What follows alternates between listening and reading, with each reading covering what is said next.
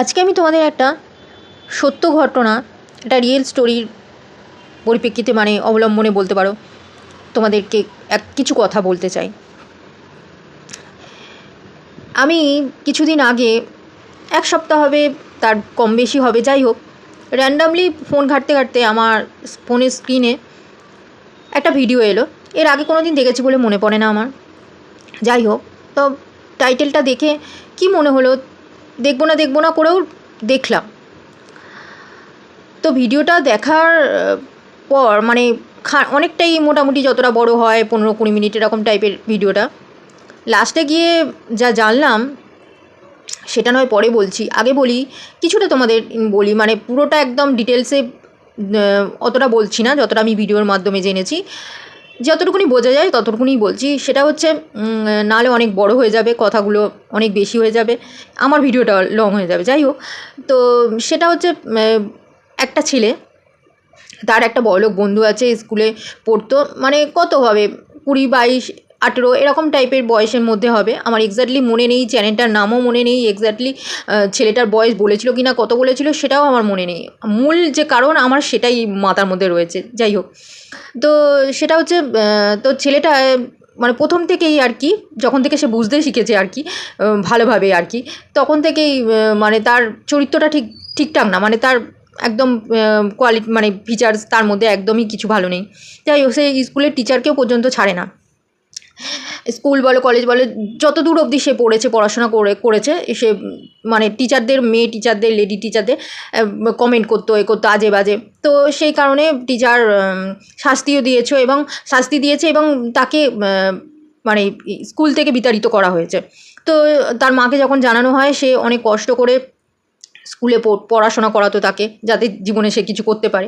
সে ওইসব না করে অন্যদিকেই ব্যস্ত। তো যাই হোক, তার মা এইসব জানার পর খুব রেগে মেগে ছেলেকে পড়াশোনা ছাড়িয়ে দিয়েছে। বেকার পড়াশোনা করে কী লাভ, পড়তে গিয়ে যদি এসব পড়ে। তো সে ইটভাটা না কোথায় একটা কাজকর্ম করে।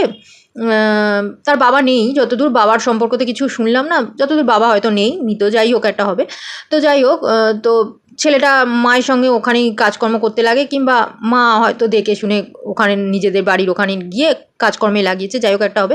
এবং সে করতে থাকে, যাই হোক, সে কাজকর্ম করতে থাকে আর ওই বড়লোক বন্ধুটার সাথে নেশা টেশা করতে থাকে, যেটা একদমই ভালো না ওর জন্য। আর ও নেশা করলে ও অতিরিক্ত নেশা করলে একদমই হাতের বাইরে চলে যায়, বুঝতেই পারে না ও কী করছে, কী না করছে, কী করা উচিত, এরকম টাইপের। তো ওর মা সেটা জানতে পেরে ওর মা বারবার সাবধান করে, ছেলেকে বোঝানোর চেষ্টা করে, কিন্তু ছেলে তো বোঝে না। যখনই ফুক পায়, সময় পায়, বন্ধুর সাথে মিশে ওইসবই করে। আর বড়লোক বন্ধু, পয়সা আছে তার কাছে, সবসময় এই নেশা ফেশা অ্যাভেলেবেল থাকতো নানা রকম। যাই হোক, এইবার তার পাশে কোনো একটা জায়গা, পাশে গ্রাম হোক, যাই হোক, যেখানে একটা বিধবা বউ ছিল, যে পয়সার জন্য আর কি একটা কাজ চেয়েছিল, যে তুমি যেখানে কাজ করো সেখানে আমাকেও লাগিয়ে দাও। তো সে কদিন কাজকর্ম করে তারপর তার ভালো লাগেনি বা কাজ করতে যায়নি, যাই হোক হবে, কিন্তু পয়সার পর্যন্ত সবারই থাকে, সে কাজ করুক আর না করুক, যাই হোক তারও ছিল।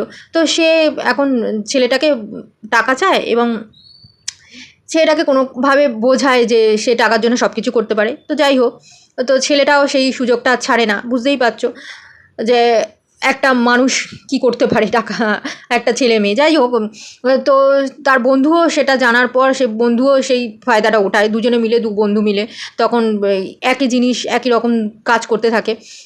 তো এরকম চলতে থাকে। তারপর পাড়া প্রতিবেশী জেনে অবজেকশান জানায়, তখন ওখান থেকে তার মা সেখান থেকেও আর কি ছেলেকে বুঝিয়ে সুঝিয়ে বকে ঝোঁকে বার করে, আলাদা করে।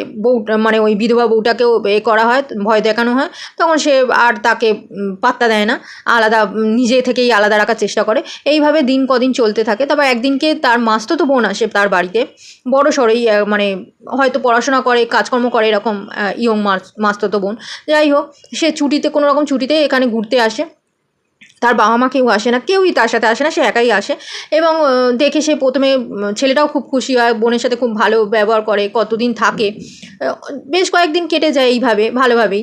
কিন্তু বাড়ি যাওয়ার ঠিক কয়েকদিন আগে ছেলেটা হঠাৎ এরকম বন্ধুর সাথে নেশা করে, এবং নেশা করে বাড়িতে আসে রাত্রিবেলা।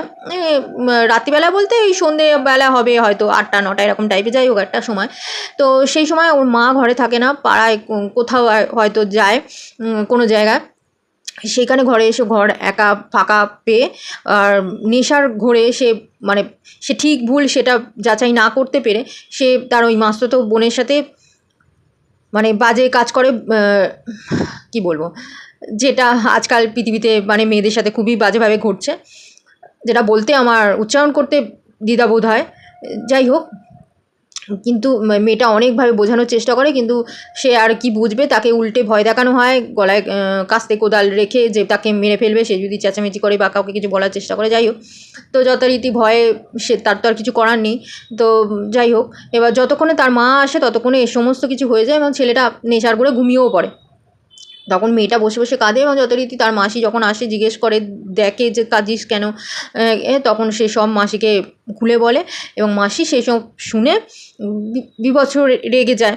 কারণ মা তো এমনিতেও একটা ভালো মানুষ, কোনো দিনই চায়নি যে সে কারোর সাথেই খারাপ করুক, আর সেখানে তার বোন বা দিদির মেয়ের সাথে এরকম হয়েছে নিজে, তো সে এটা কি করে মেনে নেবে। তো সে যথারীতি ছেলের কাছে যায়, ঘুমন্ত ছেলেকেই আর কি মেরে ফেলে আর কি, ধর থেকে মাথাটা আলাদা করে দেয়। যাই হোক, এরকম তো সেটাই, একটা মা হয়ে তার ছেলেকে এরকমভাবে করা সে কতটা কষ্টকর, কতটা যন্ত্রণা, সেটা একটা মাও বোঝে, একটা মানুষও বোঝে। কিন্তু তারপরও যে সে ন্যায়ের জন্য এটা করেছে, করতে সক্ষম হয়েছে, সাহস হয়েছে, শক্তি পেয়েছে, হ্যাটস অফ। কারণ আমি আইনের দিক থেকে বলবো হয়তো ভুল, আইন কাউকে আমি বলছি না নিজের হাতে তুলে নাও বা সব ঘরে ঘরে সব মা বোনেদের এরকম করা উচিত না, আমি সেটা বলছি না। কিন্তু প্রয়োজন পড়লে নিজের পরিবারের রক্ষা করার জন্য যেটা করা দরকার সেটা অবশ্যই করা উচিত সেই মুহূর্তে।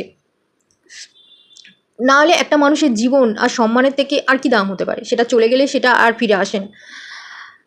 তবে হ্যাঁ, আইন নিজের হাতে তুলে না নেওয়াই উচিত, আমি কাউকেই সেটা বলছি না। তবে হ্যাঁ, প্রয়োজন পড়লে ন্যায় সাথ দেওয়াটা খুব দরকার, চাই সে যে সম্পর্কই হোক, মা হোক, বাবা হোক, দিদি হোক, বোন হোক, অন্য কেউ যেই হোক, যার সাথে ন্যায় থাকবে, যার সাথে ঠিক থাকবে, যার সাথে অন্যায় হবে তার সাথ দেওয়াটা দরকার।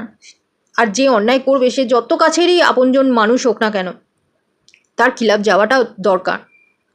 তাকে মাথায় তুলে না চালে তাহলে এই পৃথিবী থেকে আর কোনোদিনও পাপ অন্যায় বন্ধ তো হবেই না, কমবেও না, বাড়তে থাকবে উল্টে। এটাই বলার ছিল, যে ঘরে ঘরে এরকম যেন মা বোন দিদি বাবা হয়। আমি বলছি না সবাইকে মারতে যাক, তেড়ে মারুক, না, কিন্তু হ্যাঁ, অন্যায় সাথ না দিক, অন্যায়ের প্রতিবাদটা যেন জারি থাকে, ব্যাস এটুকুনি। হয়তো অনেকে কমেন্টে বলছিল যে এই মায়ের শাস্তি হয়ে যাবে, ফাঁসি হয়ে যাবে, হ্যাঁ আমিও একমত। এই অন্য কারোর এই যে এত পৃথিবীতে অন্যায় করছে তাদের শাস্তি হচ্ছে না, দিনের পর দিন কেস চলছে, এ হচ্ছে ও হচ্ছে, লোকেরা প্রতিবাদ করছে, লোকেরা এ করছে, তবে গিয়ে হয়তো একটা কিছু কাজ হচ্ছে। কিন্তু এই মায়ের যেহেতু কেউ বলার নেই, যেহেতু সাফ সাফ দেখা যাচ্ছে স্পষ্ট যে সে তার ছেলেকে মেরে দিয়েছে, সে স্বীকারও করছে থানা পুলিশের কাছে, সেহেতু তার হয়তো অনায়াসেই বেশি দিন লাগবেও না, তার ফাঁসি হয়ে যাবে, কোনো না কোনো শাস্তি হয়ে যাবে এমন। কিন্তু সে যেটা করেছে, যে কতটা প্রয়োজন, কতটা ঠিক, সেটা বোঝার মতন মন কারণ নেই। আবারও বলছি, আইন নিজে হাতে তুলতে বলছি না, কাউকে তোলা উচিতও না, আইনকে আইনের কাজ করতে দেওয়া উচিত, আইনের প্রতি বিশ্বাস রাখা উচিত, কিন্তু হ্যাঁ, অন্যায়ের প্রতিবাদটা জারি যেন থাকে ঘরে ঘরে, সবার মুখে, সবার মনে, ব্যাস এইটুকুনি আবেদন, আর কিছুই না।